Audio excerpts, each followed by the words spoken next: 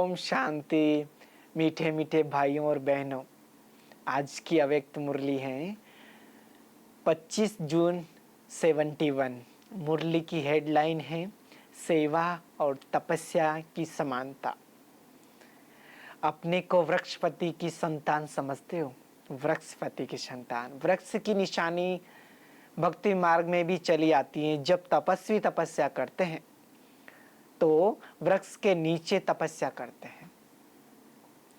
इसका रहस्य क्या है? वृक्ष के नीचे तपस्या क्यों करते हैं? उसका कारण क्या है? देखो कितना गुह्यता में बाबा बताते कि वृक्ष के तपस्या क्यों करते हैं, उसका कारण क्या है, ये शुरू क्यों हुआ, इसका भेद का रहस्य क्या है। इस सृष्टि रूपी वृक्ष में भी आप लोगों का निवास स्थान कहाँ है?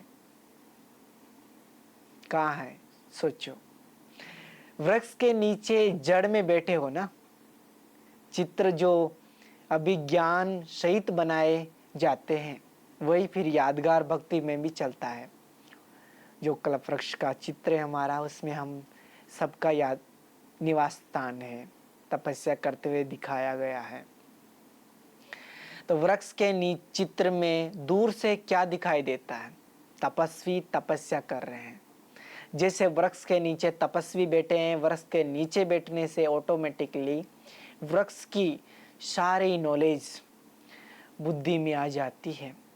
वृक्ष के नीचे बैठेंगे तो न चाहते हुए भी फल फूल पत्तों आदि में अटेंशन जाता है। तो यह भी जब कल्प वृक्ष के नीचे फाउंडेशन में बैठते हो तो सारे वृक्ष का नॉलेज बुद्धि में ऑटोमेटिकली रहता है। जिसे बीज में वृक्ष ही की सारी नॉलेज रहती है, इसी रीति अपने को इस कल्प वृक्ष का फाउंडेशन अथवा वृक्ष के नीचे जड़ में अपने को समझते हो तो सारे वृक्ष की नॉलेज ऑटोमेटिकली बुद्धि में आ जाती है। यह जो आपकी स्टेज है उसका यादगार भक्ति मार्ग में चलता आया है। यह है प्रैक्टिकल तपस्या कर रहे हैं। भक्ति मार्ग में भी स्थूल वृक्ष के नीचे बैठकर तपस्या करते हैं।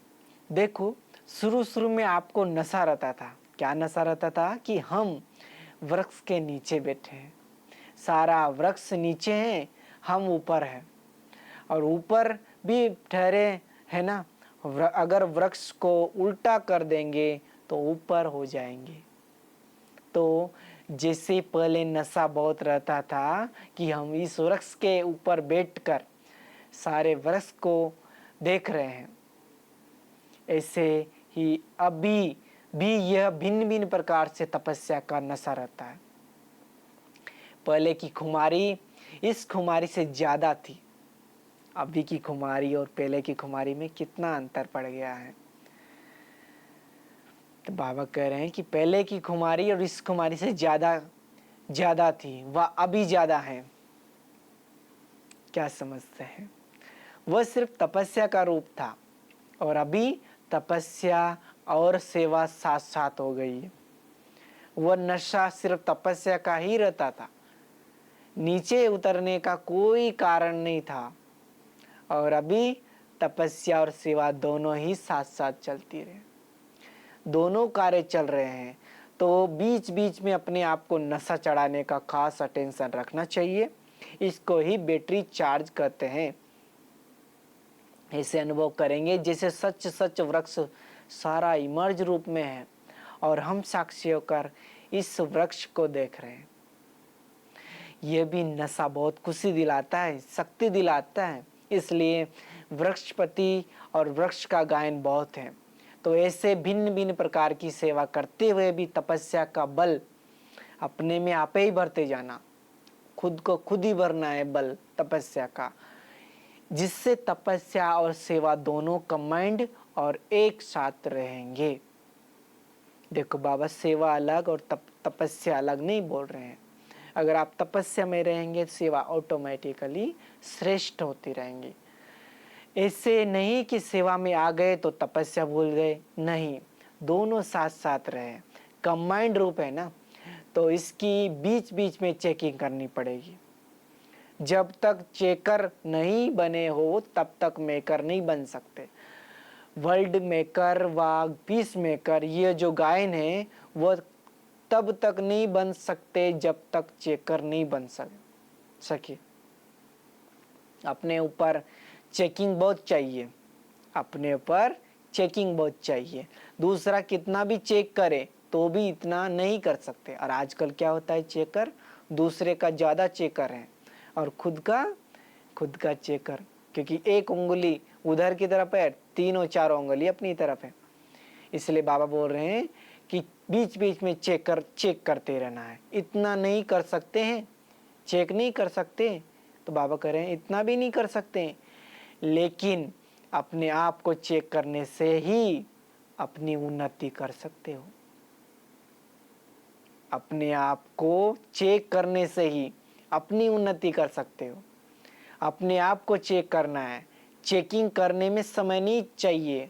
जब नेचुरल अभ्यास पड़ जाता है तो समय की भी आवश्यकता नहीं, ऑटोमेटिकली चलता रहता है। फिर चेकिंग करने में 1 सेकंड भी नहीं लगता। अगर अपने आप को चेक करो तो इसमें कितना समय लगेगा, अपने आप को चेक करो तो कितना समय लगेगा। 1 सेकंड तो कैसे भी बिजी होते भी निकाल सकते हो। देखो बाबा कितना समय कम दे रहा है हमको चेक करने का। 1 सेकंड समय निकाल कर चेक करो।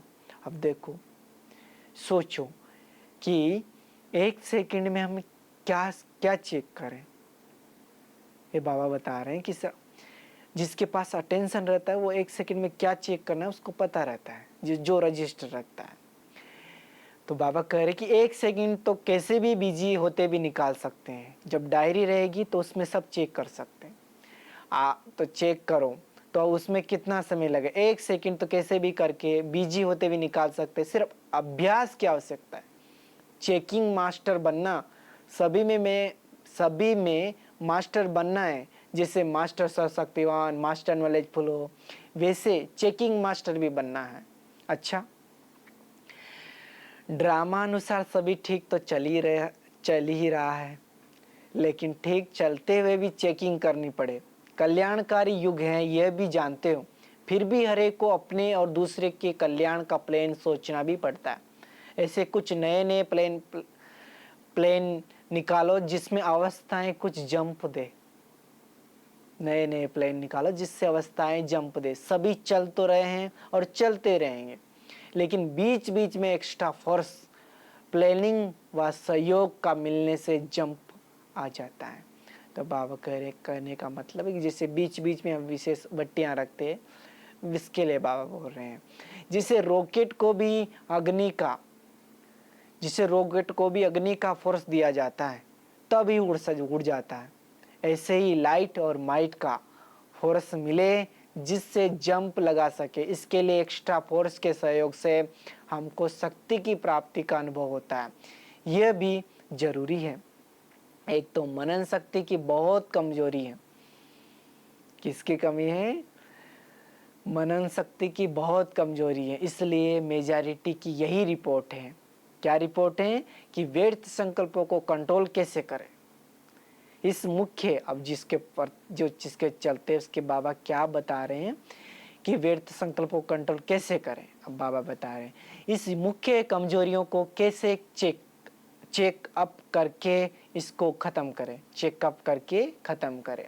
इसके लिए प्लान सोचना। कमजोरी का तो मालूम पड़ ही जाता है, उस पर समझाने मिलने से अंदर दब तो जाते हैं, समझाने मिलने से वो दब तो जाते हैं, लेकिन संस्कारों को खत्म नहीं कर सकते। इसलिए थोड़े समय के बाद मेजॉरिटी की फिर यही रिपोर्ट होती है। भट्टी आदि से भी एक्स्ट्रा फोर्स मिलता है, कुछ न कुछ परिवर्तन होता है, लेकिन ये जो फोर्स यहाँ से ले जाते हैं वो सदाकाल रहे, सदाकाल। इसके लिए प्लेन सोचो।